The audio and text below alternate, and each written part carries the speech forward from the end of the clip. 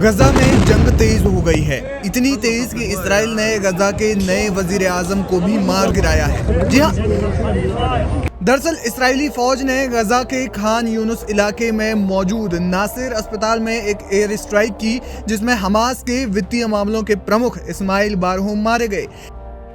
Israel के रक्षा मंत्री cards के मुताबिक बारहूम गजा के नए प्रधानमंत्री थे। बताया जा रहा है कि अस्पताल में उनका 4 दिन से इलाज चल रहा था, लेकिन इसी दौरान इसराइल ने हवाई हमला कर दिया, जिसमें उनकी मौत हो गई। माना जा रहा है कि हमास इस हमले का बदला ले सकता है, क्योंकि इसराइल ने न सिर्फ हमास के वरिष्ठ अधिकारी बल्कि पिछले कई दिनों में कई मासूम फिलिस्तीनियों की भी जान अपने अलग अलग हमलों में ली, जिसमें महिलाएं और बच्चे भी शामिल थे।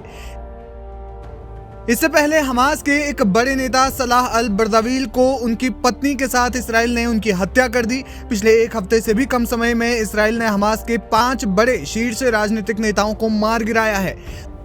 दूसरी ओर इसराइल के प्रधानमंत्री बेंजामिन नेतन्याहू अमेरिकी सदर डोनाल्ड ट्रंप को खुश करने में जुटे हुए हैं, जिसके लिए ट्रंप के गजा मॉडल पर भी काम शुरू हो गया है।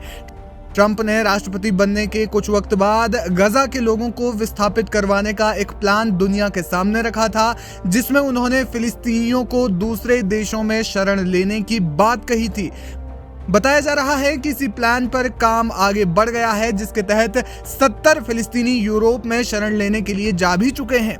विदेशी नागरिकता या विदेश में जिन लोगों के परिवार रहते हैं, ऐसे 70 गजावासी दक्षिणी इसराइल के रेमन हवाई अड्डे से रोमानिया के सैन्य विमान से यूरोप के लिए रवाना हो चुके हैं।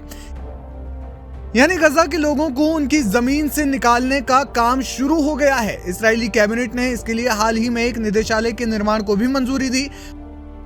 हालांकि इसराइल की ओर से कहा गया कि ये प्रशासन उन गजावासियों के लिए है जो अपनी इच्छा से दूसरे देशों में शरण लेना चाहते हैं। इजरायली रक्षा मंत्री कार्यालय से इस मामले में एक बयान भी जारी किया, जिसमें उन्होंने कहा, नया निदेशालय गजा के निवासियों के स्वैच्छिक रूप से तीसरे देशों में जाने के लिए सुरक्षित और नियंत्रित मार्ग तैयार करने और उसे सक्षम बनाने के लिए काम करेगा, जिसमें उनकी आवाजाही को सुरक्षित किया जाएगा, आने जाने वाले रास्तों को स्थापित किया जाएगा, क्रॉसिंग पर पैदल यात्रियों की जांच की जाएगी, जो गंतव्य देशों तक भूमि, समुद्र और वायु मार्ग से जाने में सक्षम बनाएगा। खास बात यह है कि बयान में यह बाकायदा कहा गया है कि इसराइल अमेरिकी राष्ट्रपति डोनाल्ड ट्रंप के गजा प्लान पर हर तरीके से काम कर रहा है।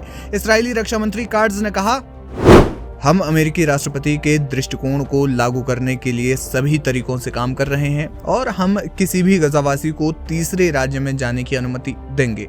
उन्होंने जनसंख्या के ट्रांसफर के माध्यम से क्षेत्र में आर्थिक विकास को बढ़ावा देने के लिए डोनाल्ड ट्रंप के राष्ट्रपतित्व के दौरान विकसित की गई योजना का संदर्भ दिया। कुल मिलाकर ट्रंप और नेतन्याहू की नीति काम कर रही है। हमास इस बारे में क्या कदम उठाएगा, ये देखना बेहद अहम होगा।